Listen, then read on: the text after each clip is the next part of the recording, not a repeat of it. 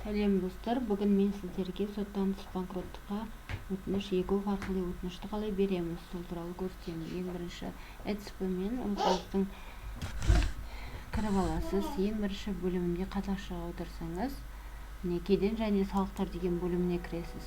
Осы жерде экономика және қаржы бөліміне өтесіз. Соттан тыс банкроттық рәсімін қолдану батырмасын басасыз. Ары қарай онлайн сұрау батырмасын басамыз.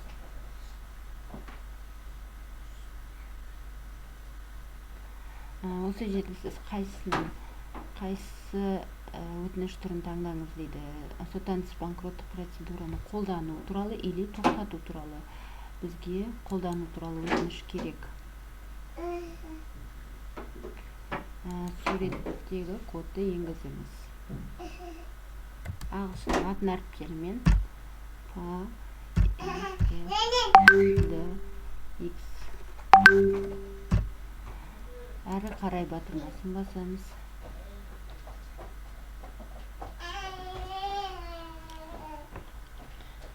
Мынаны осы шарттармен келісемін, растаймын дейді. Қазақстан Республикасының азаматтарын төлем қабілеттілігін қалпына келтіру банкроттығы туралы Қазақстан Республикасының заңының 5-ші бабында көзделген соттан тыс тәртіппен азаматты банкрот деп тануға өтініш беру шартына сәйкес келетінді атап айтқанда, мен міндеттемелерін республикалық бюджет туралы заңда белгіленген және өтініш берген күні қолданыста болған 5.520.000 теңгеден аспайды. Ортақ меншікте мүлікті қосылғанда меншік құқығында мүлігім жоқ. Осылардың бәріне сәйкес келсеңіз, таныстырылды дейсіз.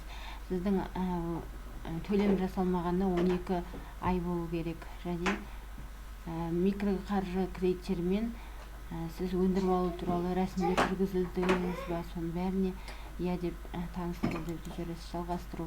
Және осы жерде сіздің мекен-жайыңызды таңдайсыз. Егер басқаша мекен-жайды таңдау керек болса, соны таңдайсыз. Және сіздің некедегі жұбайыңыз сол өзі шығып тұрады.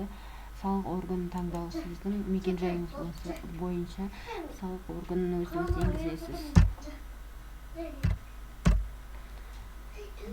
Қызылорда облысы бойынша оның ішінде қай аудан соны таңдайсыз. Или Қызылорданың өзі ма, ауылы ма, мекен-жай бойынша. Және енді соңғы 6 ай ішінде мемлекеттік атаулы әлеуметтік көмек алушымын. Егер АС алатын болсаңыз, осыны таңдайсыз. Алмайтын болсаңыз, және 5 жылдан асса, осыны таңдайсыз. Аспаған, екеуіне жатпайтын болсаңыз, әрі қарай деп таңдай бересіз. Және осы шарттардың барлығын толық оқып шығасыз. Сіз банкрот болғаннан кейін осылай салдарлар болады.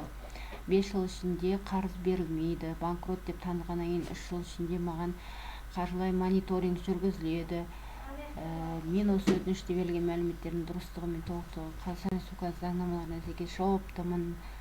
Осы мәліметтер бойынша сіз жауап беретініңіз туралы. Мобильді азаматтар базасында телефон номер, SMS хабарларға менің өтінішім бойынша қабылданған шешім туралы хабарлама келісім беремін. Азаматтық жүйелерде қамтылған заңмен қорғалған құпиялылық құрайтын мәліметтерді пайдалануға келісім беремін. Барлығына келісім берсеңіз, осыларға белгілеп шығасыз. Содан кейін барып әрі қарай батырмасы басылады. Бірінші осыны етті. Жұбайы туралы барлығына келісім берсеңіз, әрі қарай батырмасын басып, ерсамен қол қоясыз.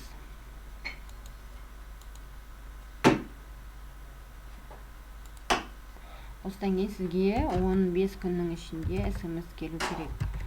Өтінішіңіз қаралуға кетті деп. Болмаса отказ деп, не үшін отказ болғанын базадан өзіңіз 14-14 звондап білсеңіз болады. Мәртебесін жаңарту.